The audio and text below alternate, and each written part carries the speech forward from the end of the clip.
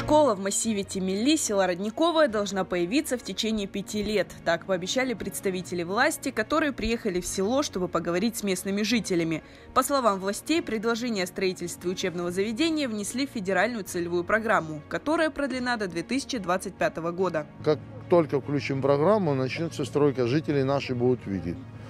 Заранее преждевременно сказать о чем-то это будет нехорошо. Жители Темели 30 лет добиваются строительства в поселке школы, детского сада и амбулатории. Единственная школа находится в 3 километрах отсюда, но и она переполнена. Дети учатся в 2 смены. В начале марта жители села в очередной раз заявили об этой проблеме.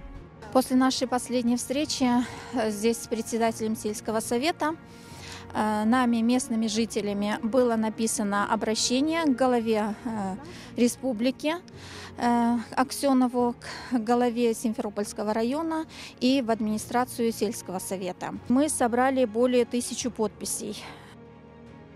В ответ на обращение местных жителей в Темели направили комиссию, в составе которой представители Министерства образования, здравоохранения, руководства района. Чиновники все жалобы жителей услышали, правда, не все требования обещали выполнить. Детский сад и амбулатория в ближайшее время в Темели не появятся. В центре села Родниковое они есть, но жителям массива Темели до них 3 километра.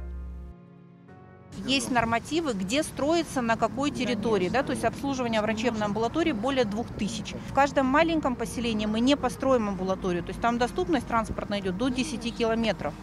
И вы в эту зону входите, вот этого поселкового совета, да, где у нас уже строится амбулатория.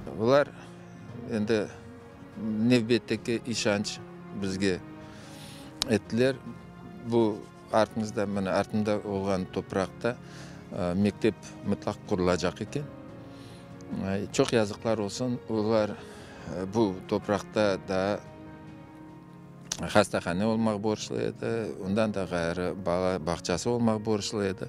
Çok yazıklar olsun. Олар biz müracaatlarını eşitip o yani hastahanenin koyun başka yerinde kuracak oldular. Mında dügül, ayrılgan toprakta dügül. Yazıklar olsun. Hem de балабахчасы эмиш етерлик экен. В Минздраве пообещали в этом году начать строительство амбулатории в центре Родникового. В новое здание переедет нынешнее, которое сейчас находится в плачевном состоянии.